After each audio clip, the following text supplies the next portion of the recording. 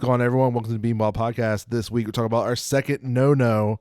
And MLB decided that a player cannot show his emotions during the game. We'll talk about that and much more right now.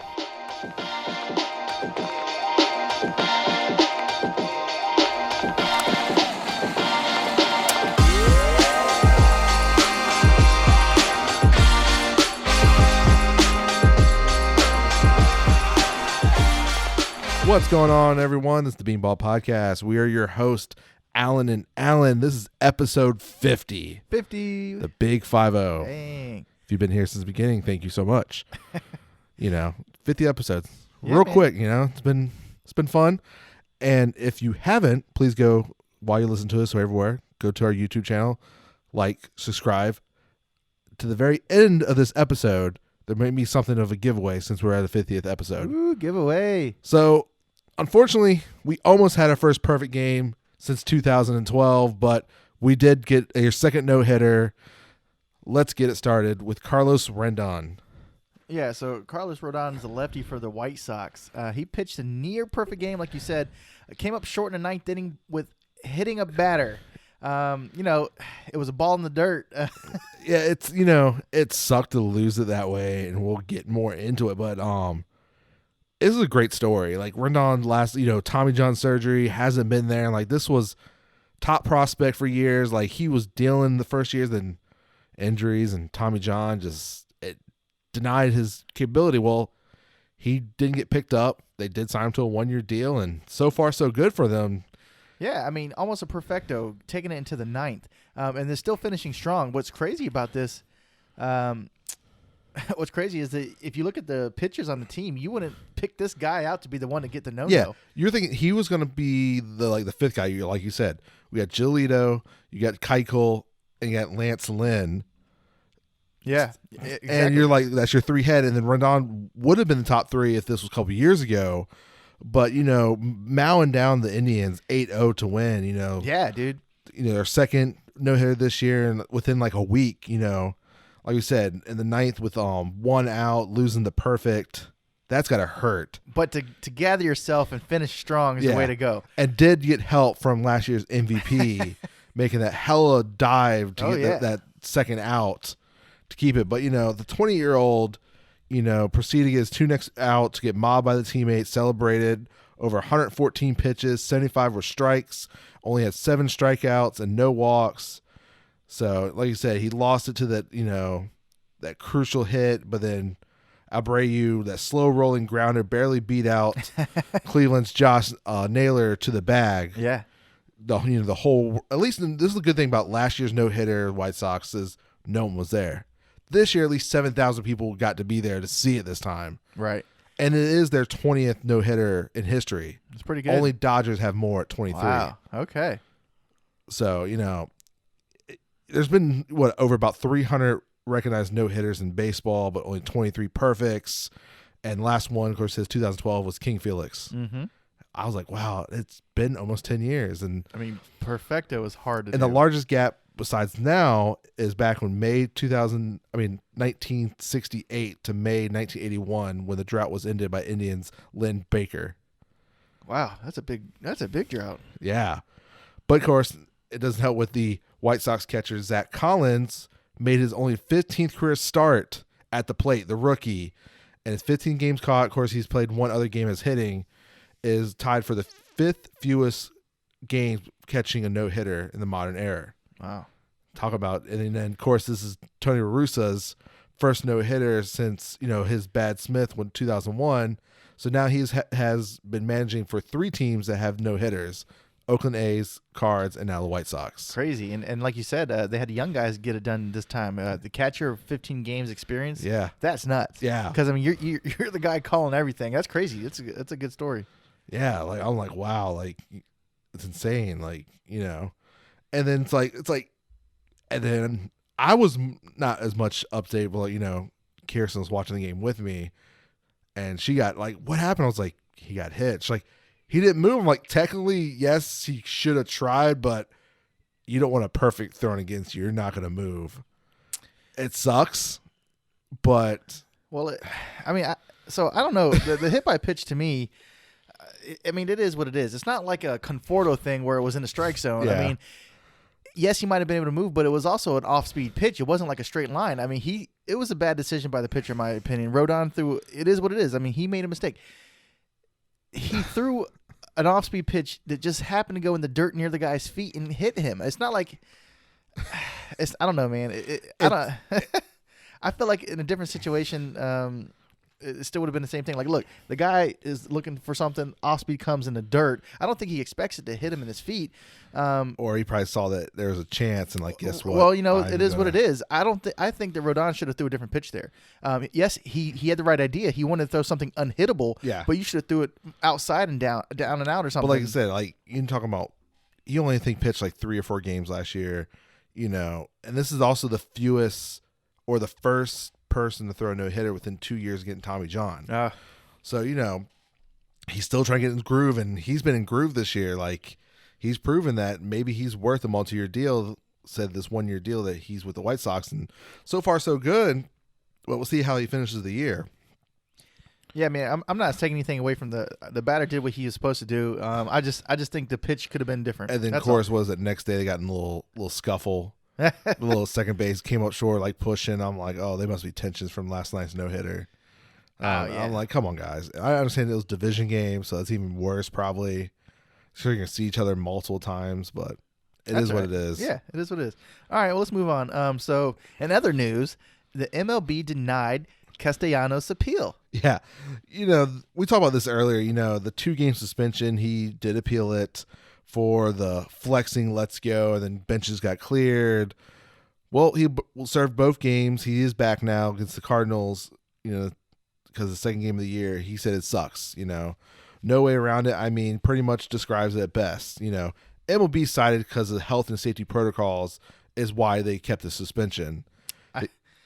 He said they kept saying health and safety protocols, super spreader events. That's what he told reporters.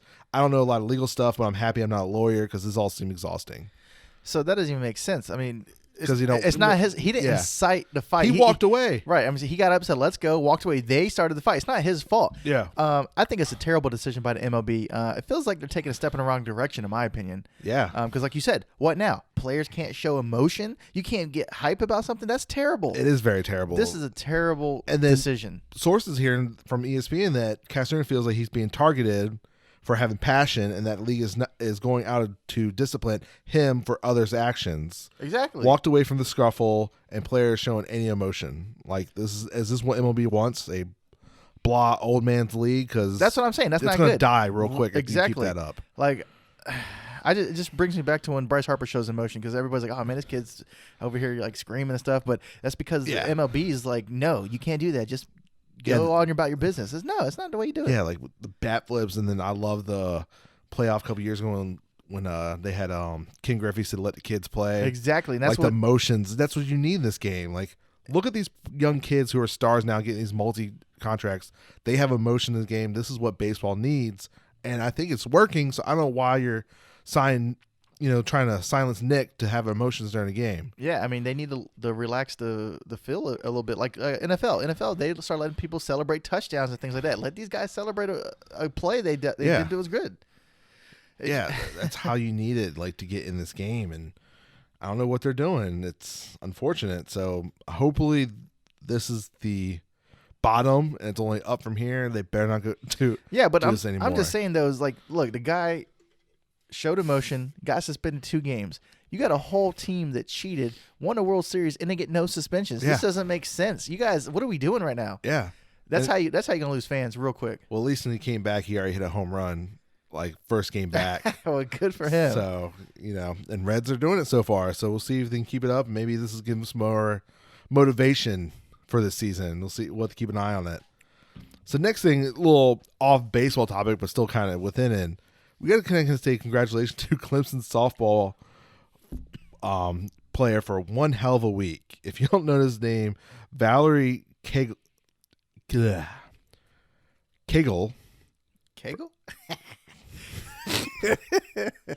From Clemson softball. I did not know this. Clemson softball program is only in its 2nd season. No way. Yeah. apparently this is the first full season because of COVID last year. Okay. We're already seeing the program defining great steps and making their own. No one saw who was following Clemson program to begin that was built, how early success they have had. With only a few weeks left in the regular season, they are 16th in the nation, and they had a dominating 6-0 victory over the in-state rivals, South Carolina. Well, Valerie had one hell of a week. As a hitter, she batted .500, 2 home runs, 7 RBIs, 6 runs scored. Nice. As a pitcher, she went 23 and 2/3 innings, 0 earned runs, 3 wins, 36 Ks, and 2 no-hitters. That's nuts.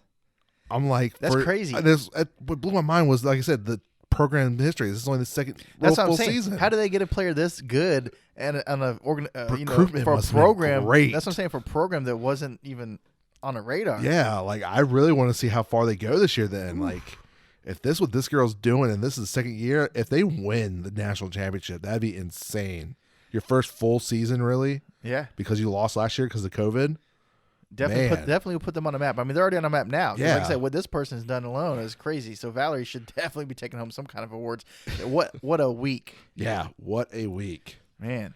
All right. Well, speaking of other good weeks and good starts, MLB TV sets new highs this season. ESPN and MLB TV both are on all around. Exactly. So everybody's watching baseball right now. Yeah, with close games, exciting star performances, our 2 no-hitters. Yeah, exactly. What's not to like? Yeah, record streaming numbers through the first 3 weeks of the season. Beginning of the season marked the most watched 18-day period in the 20-season history of MLB TV, the longest running and most successful live stream sports product. During the 18-day period, from opening day till April 18th, fans have watched... There is a bird in here. A bird? Bro, a big bird. All right, we're back. The bird is gone. Yeah. Freaking baby ostrich in here, man. Oh, man. But, we're talking about MLB TV setting new highs. During the first 18-day period since opening day and then the 18th of April... fans have watched more than 1.34 billion minutes of live games on MLB TV. That is 12% increase compared to the first 18 days last season and 43% compared to the same time period of 2019. In additionals, total games watched in the league out of market streaming platforms are up 22% compared to last season and then 35% compared to 2019. Yeah, what do you think it is, man? The stars. Better games, the rainouts, like for us Mets fans, you're like, oh, well, we can't watch Mets. Let's go watch something else. Yeah. Is there a good game on? Yeah. Okay, let's go watch this. Okay. And is it the younger crowd finally getting involved with like Tatis and them? And I have a good feeling that it could be part of the trading card boom right now. Like people are getting cards like, oh, let me watch this player. Yeah, definitely. It's got to be something. The younger crowd is in it. And then what sucks is, and I think about this, like this is the numbers now. What would it have been like if with no blackout dates?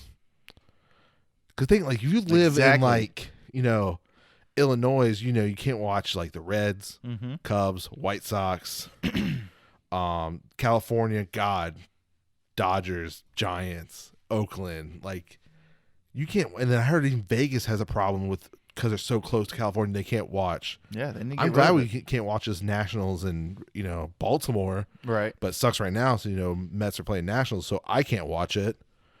But it's insane, Opening day was the most watched day in MLB TV history, surpassing previous highs from last year. Watched a total of 121 million minutes of live games on MLB TV, 26% versus the previous high. Okay. So, and then apparently the opening day game with Yankees and Blue Jays was the most watched game in MLB TV all time, drawing 47% more viewerships than previous. Like you said, MLB Network have pacing 12% better 15 days out of the 2020 season, following last showcase with the Phillies and Mets. But of course, they went to the post game program because of Rendon's no hitter. Mm-hmm. And then, like you said, ESPN first 2 weeks of Sunday Night Baseball, 33% compared to 2020 season. So this is insane all around. Baseball is booming. That's great. And then you have MLB suspending a player 2 games and for showing hype. Great. Yes. It's like 1 step forward, 2 steps back, man. That's not the way to go about it. It's not. But it is great news to hear that people are out there watching baseball. Yeah. That is great to hear. I hope they keep it up. Like, I really hope they do. And then I hope there's a way sometime in the future, it's not going to be anytime soon, is the blackouts go away. Because I know cable, like, oh, we need our money, but this is MLB's thing. Like they figured out where there's like a split. Like, you do give the channels money because maybe they'll, it's got to be something they got to figure out. I'm sure they will. Because people are cord cutting and they want to watch their games, and like Madison's apparently working on an app, so if you're local, you can watch it there since you can't watch on MLBTV. So maybe something like that eventually, where they can kind of cross brand, like get a small chunk of change. It's got to work out somewhere because that's what's hurting. I'm sure they're already looking into it. I mean, they know that the numbers for people who are watching cable are going down every day. So I'm sure it's something in the back of their mind that they need to recognize before it gets too late and they're out back. But yeah, they should take advantage of it now while they have these high numbers. Yeah, and kids are getting more involved. Social media is getting shared, which they still try to claim it on YouTube, but it's not as bad as golf. Because apparently golf blocks everything. Like, you can't share highlights, you can't share pictures. If you go to the Masters, they'll track you down, block you because they have so much control. But baseball has their control. Hopefully they're starting to loosen up because they realize, like we said, how basketball has just boomed because they just like, sure, share, give us free advertisement. Yeah. Baseball, you need to do the same thing. And players are getting more out there. They're getting younger, more social media. So hopefully this is just the tip of the iceberg. We'll just keep going. All right. Well, Twins is our newest COVID outbreak. Sunday's game against the Angels was postponed after tests, and then Monday's game of Oakland was postponed due to, of course, contact tracing and more tests. The games were made up on Tuesday as a doubleheader, but, Kyle Gardner and an unnamed player tested positive on Saturday, and total of Tier 1 team members, including staff, was up to 5 for the Twins. Yeah, I mean, like you said, Garlick was out with COVID test. JT Riddle, one of their shortstops, another shortstop was out as well, Andrelton Simmons. Yep. And then, you got other guys who are considered out, but I'm not sure what the reasoning is. It could be COVID. Is it Caleb Thibault and Max Kepler? Yeah, Kepler, they believe, was a contact tracing close. That's why he didn't get to start or something. It sucks. And then Miguel Sano's on a 10-day injured reserve first baseman. I'm not sure if that's COVID related or not. Yeah. But yeah, so they have another little breakout.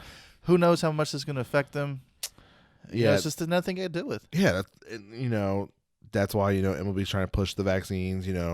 Because if you are, like you said, 85% vaccine, there's no really close contact need to follow. Right. You just need to see if you have a negative or positive test. So at least it's only one game already postponed. They already made up the other one with a doubleheader.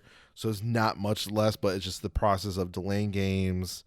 And then you got to pitch a doubleheader, only 7 innings.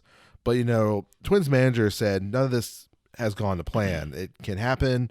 This is reality that we live in. Unfortunately, reality that we live in, but we're going forward. We're not going to go backwards. We're going to dwell. We need to know what's the next step. And that way, so we can go attack it and do what's best that we can. Okay. So, and I think they end up losing both because, we'll talk about it. Those Oakland A's have turned the page. Exactly. All right, well, then moving on, let's talk about a couple of former Mets that have announced their retirements. The first one I want to talk about is Jay Bruce. This year Jay Bruce wasn't getting much done. He was batting average was 118. He had 3 RBIs, 1 home run, and 34 at-bats. Also came along with 13 strikeouts. He was struggling this year. And then out of nowhere, he kind of just said, hey, it's going to be my last game. I'm like, when I first heard, I'm like, did he say this team is trash?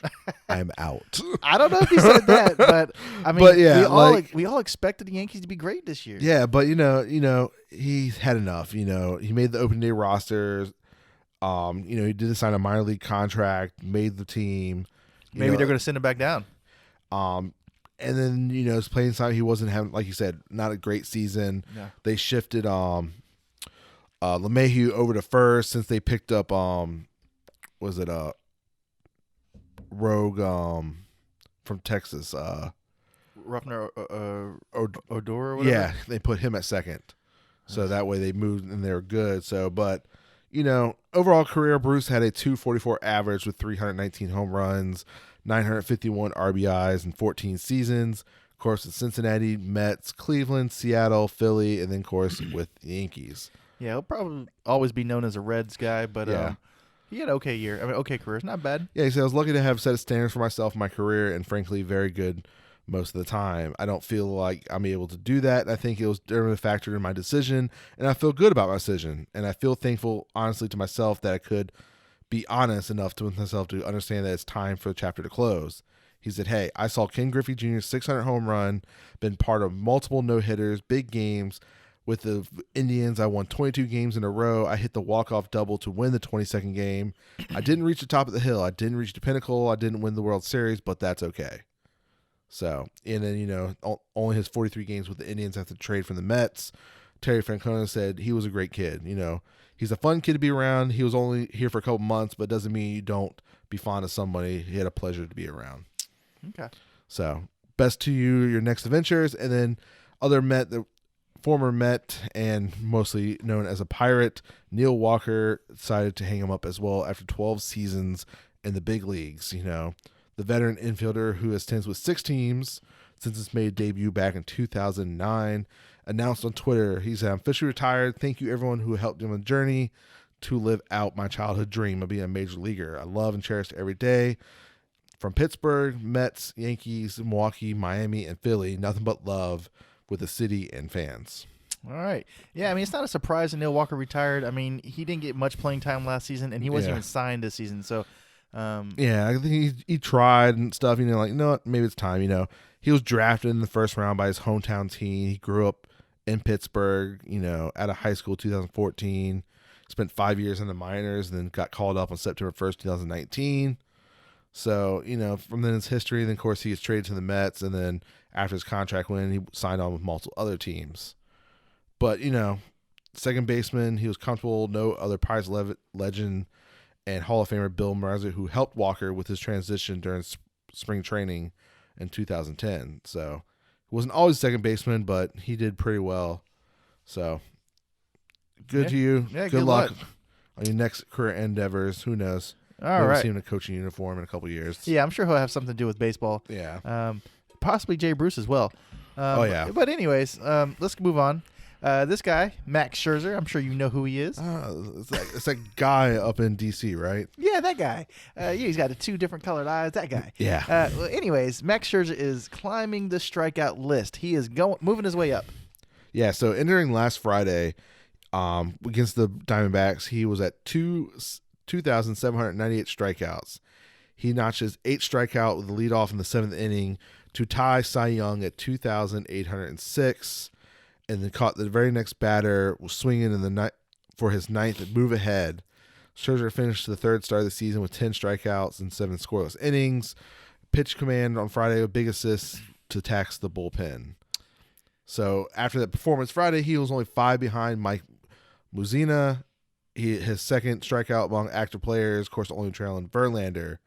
Well, on Wednesday, he took care of business with his 9 Ks and now is 20th on the list. And next up is Mickey Lochette, which only needs 16 to pass him. So at least you're talking 2 games, and he'll be up there. Exactly, because like you said, I mean, he's been in the game for a while. He's 36 years old. He's already has 33 strikeouts this season. Yeah. And he's a strikeout guy. He led the league in strikeouts from 2016 to 2018, and the years he didn't lead it, he was close to those numbers still. So this guy strikes out about 240 plus a year. Yeah, so I said if Max gets about his average recently, about 240, he'll pass Verlander since Verlander's not pitching this year. Yeah. And he'll be 18th on the list. And if you look at his age, if he's willing to play, if he kind of keeps it up to about that average, he can crack the top 10 before 40. If he's willing to play. I would be surprised if he could still crack those strikeout numbers in a couple of years from Yeah. now. I mean, this year, it's great. 36, you're killing it. But, 37, 38, 39, it might dip a little, but still be good numbers in my opinion if I had to guess. So, but pretty much top 10, I think, about where he can crack. Top 5 is you need to have some great years and extend your career past 40. Like, of course, no one's touching the number 1 spot with Nolan Ryan at 5,000. Yeah, that's another animal. But, if Max Scherzer, it all depends on his mindset. If he loves the game, he wants to stay and continue to play it, maybe he goes from a starter to a closer role or something. And that way he can go out there nightly and get a couple of And, of course, it's already swirling, I think it's a little too early, but if the Nationals, do start not, sliding down the slope that they kind of on, with Strasburg out, like, are they willing to trade Max to get something? He's in the last year of his contract. So that is they should absolutely, because you guys know you're not going to compete. You got a guy who can change the game for another team this season, and you can get something in return for the long haul. Decent prospect probably for a rental for Max Scherzer. I think it's a great idea. So we'll keep an eye on it because that's a name that's already been brought up. We're only first month in to baseball. I'm like, are we really already talking about trade scenarios already? Like who's? Yeah, I mean, why not? You don't. And he's looking well. You don't keep a guy like that on a team like that. You know what I'm saying? It just makes sense for both parties. Like Max Scherzer wants to compete. He doesn't have much left, so yeah, he definitely wants to go somewhere to compete. Yeah, and the Nationals can absolutely use the return for him.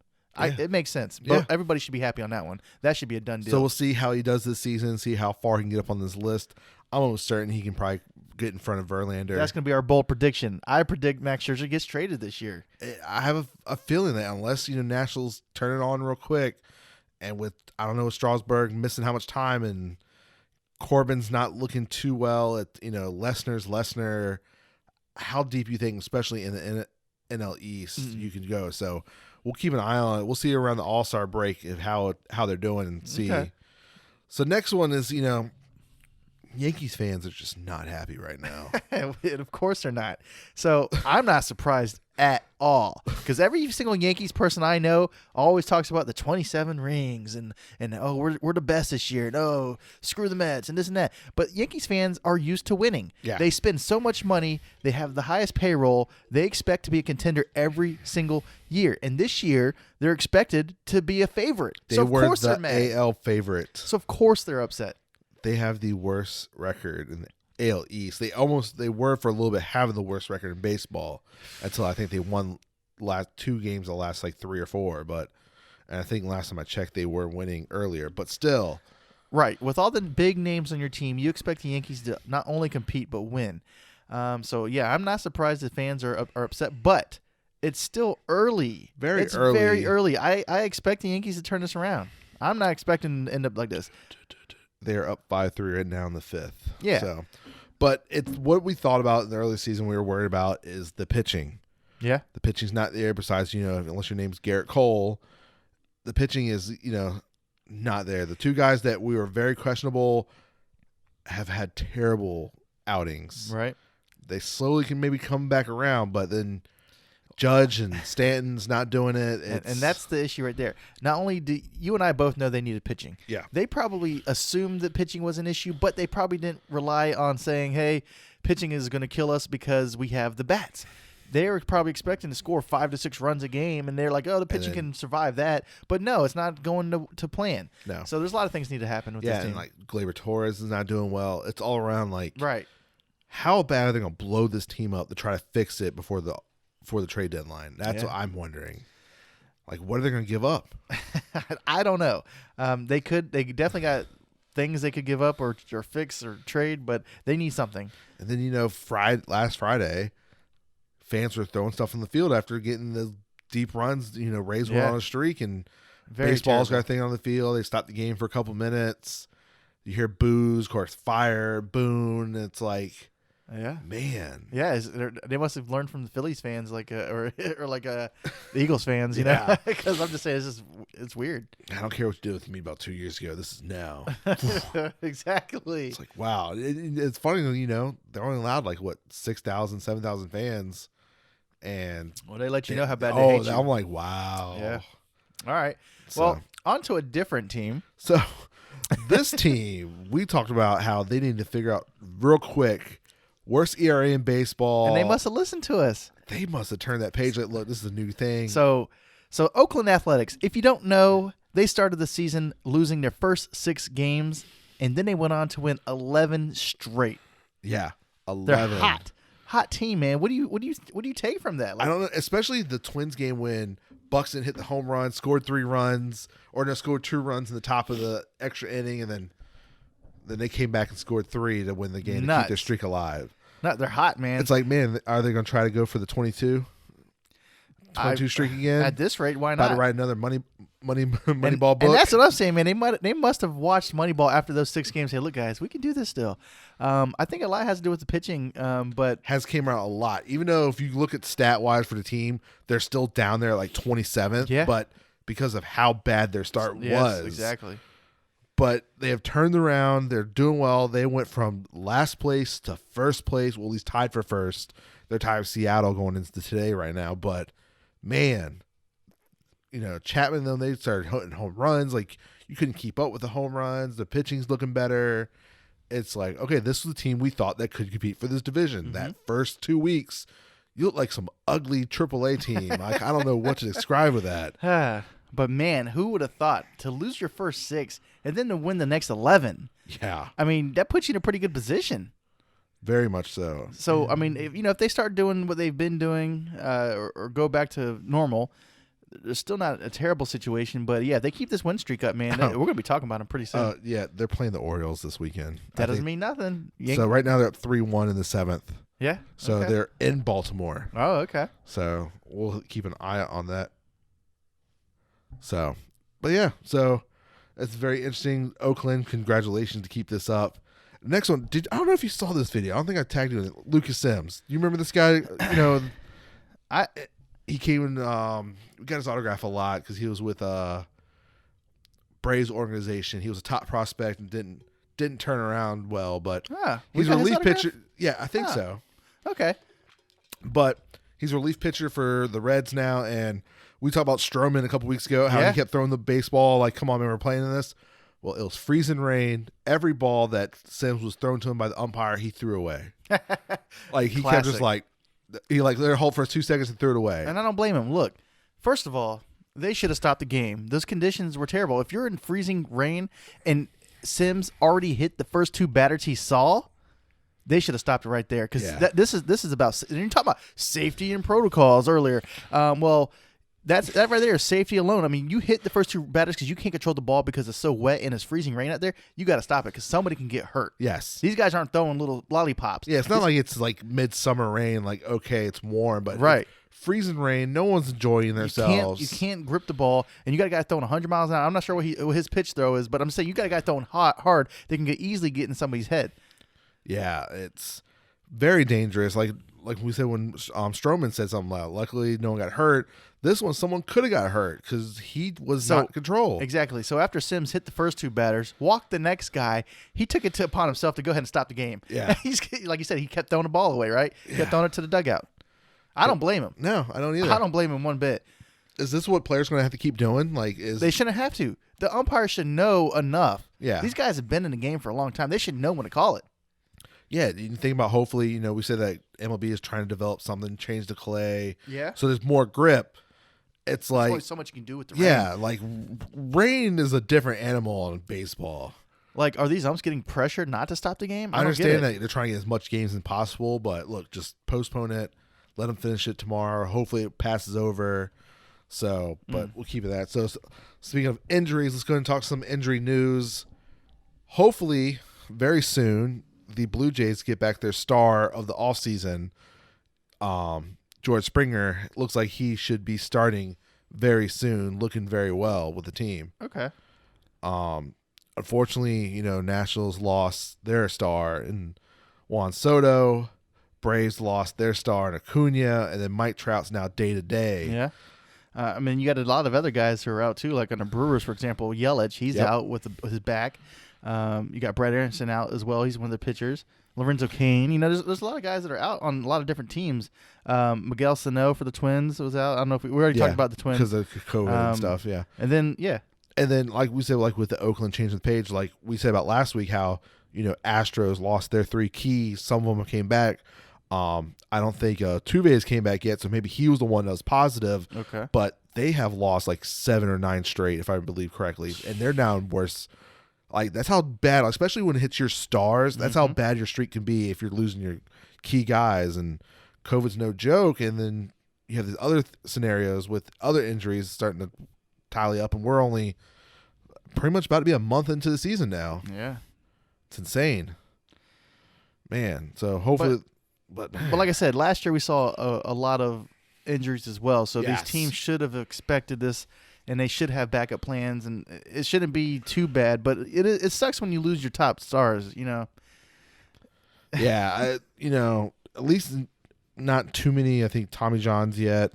Well, for example, like you said, the Nationals, Juan Soto's out. That's the guy they like to talk about a lot. He's out in 10 days. Yeah. And then you got Strasburg out, Lester's out, Will Harris is out. So the Nationals are kind of beat up right now. Yes, they are, and they're kind of wishy-washy, and depends on who's starting the game. And now you're missing your star bat. The other guys are trying to step up. It's real hard, and you don't get too bad of a hole, especially in a tough division like the NL East. So, man. So hopefully they all come back very soon. Oh, well, like you said, one other thing.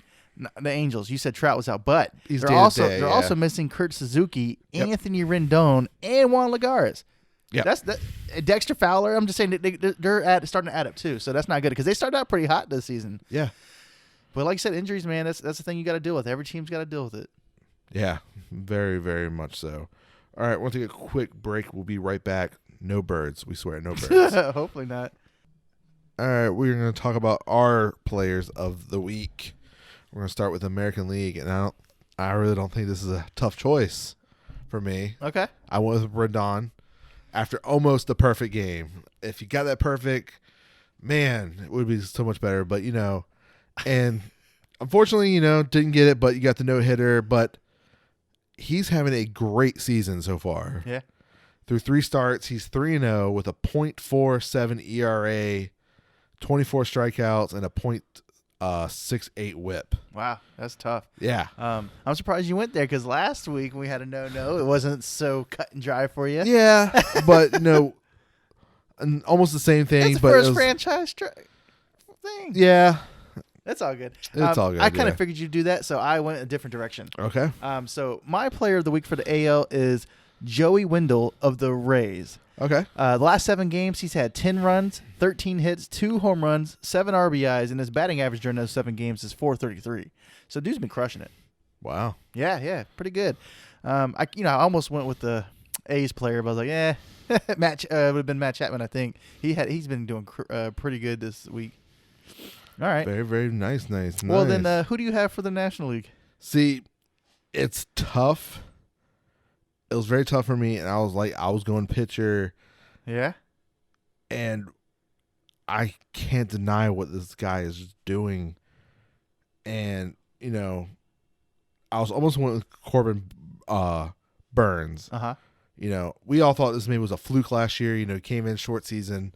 So far, he's right at the top, with his 2-1, but unfortunately, his 1 loss was he only gave up 1 run. Yep. I'm like, but your 3 stars, you allowed no runs. Knows that. But I have to give DeGrom, especially what he's doing right now. Okay. 2 straight starts at 14 Ks, matched his career high.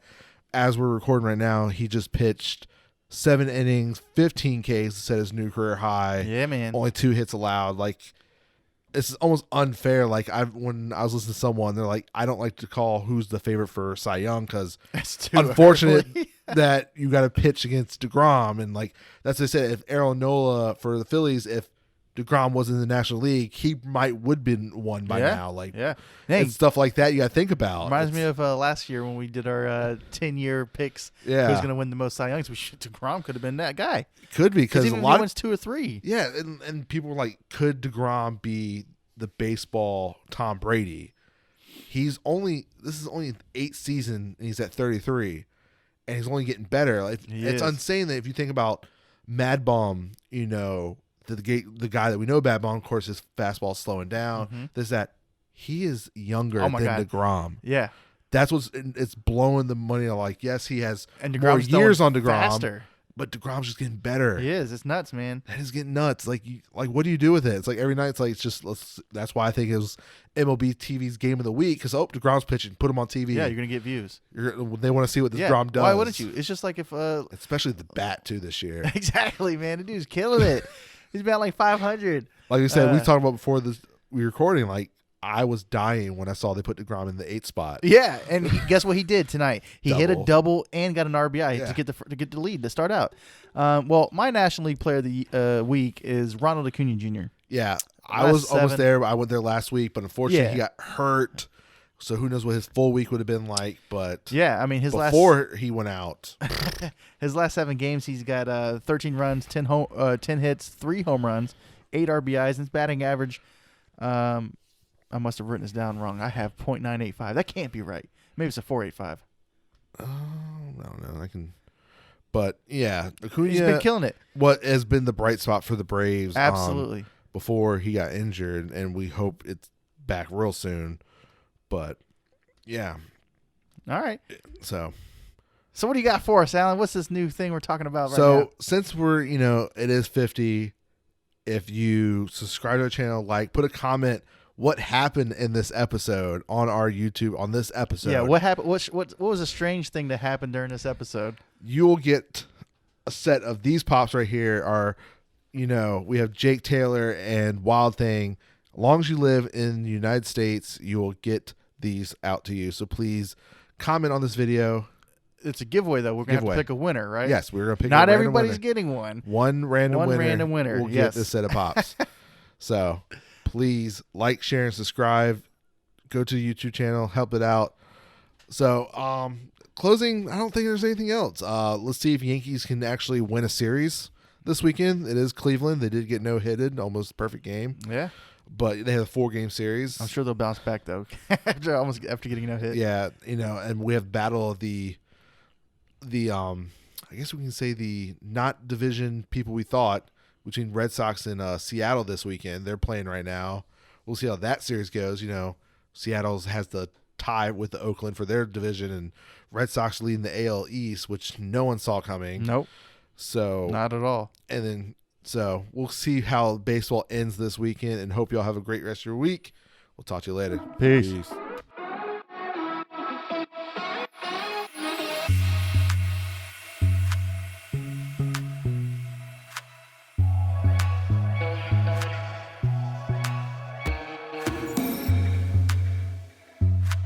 3 weeks of the season. Beginning of the season marked the most watched 18-day period until April 18th. Bro, you watched. There's a bird in here. A bird? Bro, a big bird. You're gonna have to see where we were, bro. You can't make this shit up. This is going to blooper reel the end. That was right behind. I was like, what is that? It wasn't even.